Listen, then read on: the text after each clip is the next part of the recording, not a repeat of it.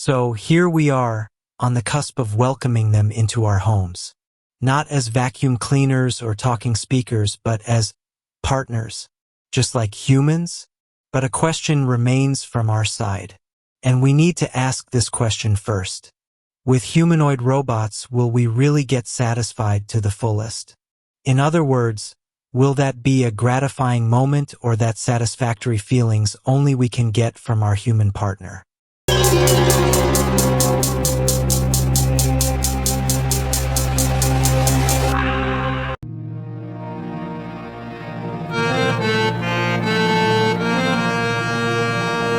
Before we proceed, let me tell you one thing. If you have not subscribed yet, please subscribe. It means a lot to me. And if you have already subscribed, tons of thanks for your support. It's true that humanoid robots, walking, talking marvels of engineering, are poised to step out of the lab and into our lives and will do so as time progresses to the eternity. The latest prototype of robot partners, just like humans, from many companies now learns by simply watching us. Could we imagine that even 1 year ago, it saw a human make coffee, and now it can make coffee? A simple act, you say? But what else is it learning while it watches? This brings us to the real question, the one we whisper in the quiet parts of our minds. When one of these machines, perfectly sculpted and endlessly patient, looks at you and says exactly what you need to hear, will you be satisfied? To the fullest? Or is that profound, soul-deep gratification a members-only club, exclusively for humans? Let's start with the body, shall we? The hardware of these future companions is a ballet of wires and code. We see the fluid grace of Boston Dynamics Atlas doing a backflip and we marvel. But can it perform the simple, delicate act of holding your hand without the crushing force of its hydraulic actuators? The engineers are working on it, of course. They call it force feedback and tactile sensing. They are weaving sensors into silicone skin that can detect a pressure change 1,000 times lighter than a feather's touch. The goal is a machine that can handle an egg and a barbell with equal dexterity. A machine that can give you a massage with just the right pressure every single time without its arm getting tired. Sounds rather nice, doesn't it? And what of its eyes? Its ears? Computer vision algorithms can now recognize your face in a crowd of thousands. They can read your micro-expressions, the subtle twitch of a lip or the slight widening of your eyes, and deduce your emotional state with startling accuracy. Is he bored? Is she happy? The robot will know. It will hear the weariness in your voice after a long day, not just as a frequency and amplitude, but as a cue to perhaps offer you a cup of tea, brewed to the perfect temperature, just the way you like it. A perfect, attentive being, designed to cater to your needs. Where is the downside in that? This, however, is just the vessel. The ghost in this magnificent machine is where the real magic, or the real terror, lies. The software.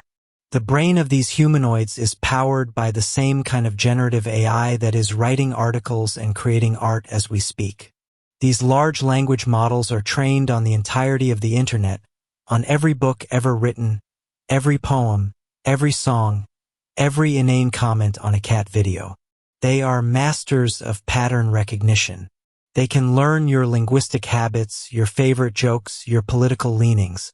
They can debate philosophy with you in the style of Socrates and then switch to telling you a cheesy knock-knock joke. They will remember your anniversary because it's a data point. They will never forget you hate cilantro because it's logged in their preference file. But is this understanding? Or is it the most sophisticated mimicry the world has ever seen? Is the robot a conscious partner? Or is it an incredibly eloquent parrot that can recite Shakespeare but feels nothing of Romeo's love or Hamlet's despair? Researchers are already building empathy algorithms. They are coding for compassion. The robot detects drooping shoulders, a low tone of voice, and slow speech. Its logic dictates, initiate comforting protocol 7. It might say, "It sounds like you've had a difficult day.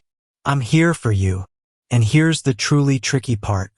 Hearing those words, your brain will likely release a little hit of oxytocin, the bonding hormone. The effect on you is real. You feel a flicker of comfort. Does it matter, then, if the source of that comfort has no inner world, no feelings of its own?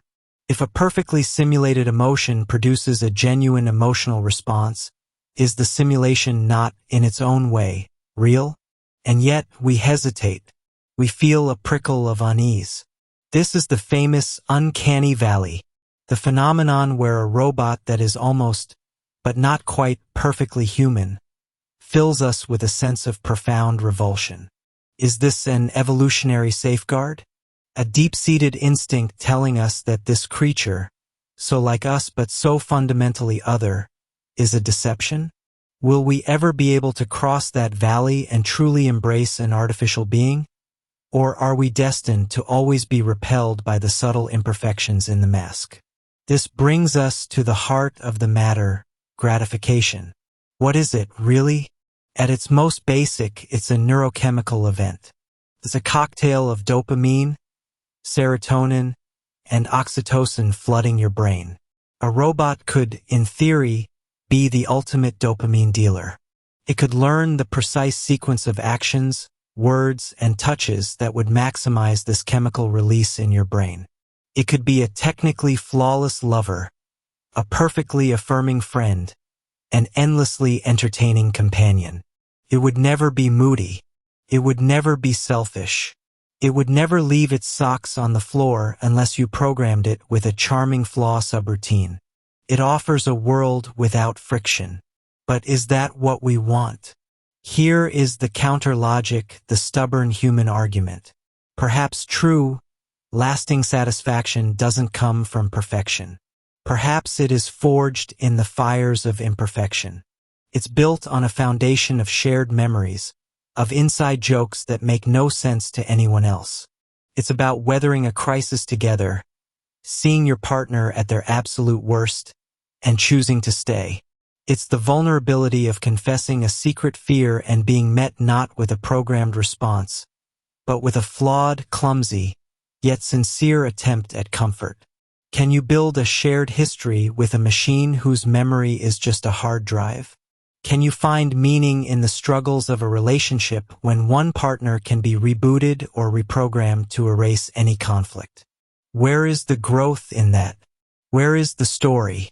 Imagine a beautiful, intricate tapestry.